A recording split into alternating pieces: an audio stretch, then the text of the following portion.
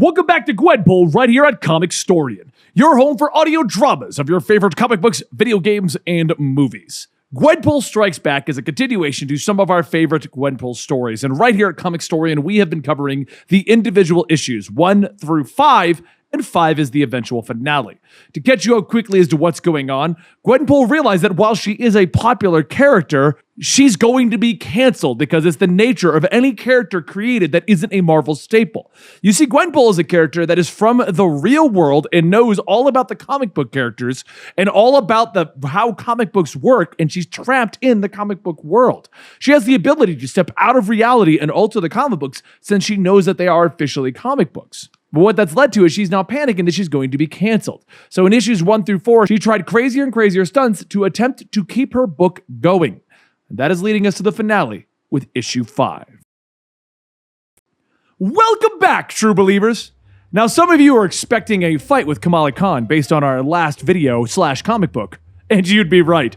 But why am I in a bee costume? Well, the answer is simple. Because. Because it fits a theme. Bee costume, jar of bees, releasing said jar of bees on Frank Castle as he sleeps only to do it over and over again. You see? Theme. But everyone is right. There's a fight that needs to happen in the final issue, and a fight we're going to get. After hopping back onto the island that Gwen created, she gleefully runs over to Miss Marvel, telling her that they should really get this going, and she pinches her.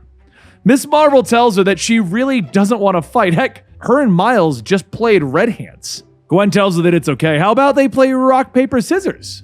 Miss Marvel stares for a moment as Gwen goes on and says that they should talk. Gwen, you don't seem okay. The wackiness, the antics, it's gotten a lot worse. And to someone who knows you, someone who's seen your antics in the past, all of this, everything you've been doing, it seems more manic. Clearly bothered, Gwen pulls away, telling her that there's nothing wrong. Are we gonna fight or not? Miss Marvel tells her that it's real obvious that there is something wrong. Just tell her what's going on. She wants to help. Gwen spins back, swinging her arm, shouting that the only way that she can help is by fighting. And Miss Marvel quickly grows to avoid being hit, and giant sizes to stop Gwen from hurting herself. Gwen struggles to free herself, shouting, "Put me down! Put me down now!" And Miss Marvel tells her, okay. But as she does, she stays large. Gwen asks, why is she all the way up there? Are you afraid it's not going to be a fair fight? And Miss Marvel shrinks back down, telling her, of course it wouldn't be a fair fight. You have powers. You can teleport, pull things out of thin air, know things that you shouldn't. You sometimes even alter reality, Gwen. You totes have powers. That or you're conspiring with the bad guys, but we both know you're not into that.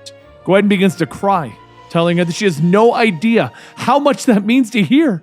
And Miss Marvel sits on the beach, patting the ground, telling her, how about we talk first, and then we punch?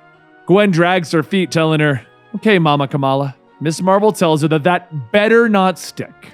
Now, be honest. What are you? Are you inhuman, Gwen? An irradiated human? Human passing for alien? Where did your powers come from? And Gwen tells her that they already know that. She's not from this world. She's from a place where all the people here, they're comic book characters. And there's no way to prove that because Doctor Strange mystically removed all of her ties to her past so that she could survive in the Marvel Universe. Gwen gets up and starts to walk away, but Miss Marvel blocks her path, telling her to hang on a second. What if maybe her powers develop, and that's why she doesn't know where she's come from? It's natural for some species to develop powers late in their life, especially around adolescence.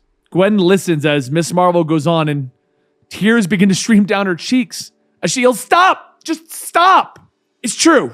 I made it all up. The other worlds, where I'm from, none of it is reality. Miss Marvel runs over, hugging Gwen, telling her, as she's so proud of her for admitting that. No matter what, they'll figure it all out, her past, her history, her powers.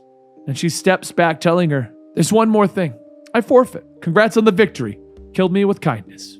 As sparklers and fireworks go off, Miss Marvel looks around, asking where did Gwen go? Meanwhile, in the white space between the comic panels, Gwen begins to walk through the last few pages, stating that I'm not a mutant. I've known that since issue 1. All of this is just so tiring. No one will miss me anyway. As she sits on the edge of her ending, a Krakoan gate appears. She asks if it's the light at the end of the tunnel or, and with one last sigh, she says that she already feels like a ghost, so who cares? She jumps through the gate, stepping into Krakoa, and she asks, wait, am I a mutant now? Do I get to exist? That's when Wolverine puts his hand on Gwen's shoulder, telling her that she's safe. She doesn't have to worry about what's behind her. They just need Jean to telepath, and she stops yelling him, no telepaths! And another voice chimes in. You know, that makes sense. Gwen looks over to see Quentin, who goes on telling her that dating him would ruin other telepaths for her forever. She jumps on Quentin, shouting, hi, I broke up with you, but here we are. And Quentin asks, did you miss me so much that you came all the way to Krakoa? Even though that wasn't the case, Gwen shouts that she sure did. Just give her a second to find some white space.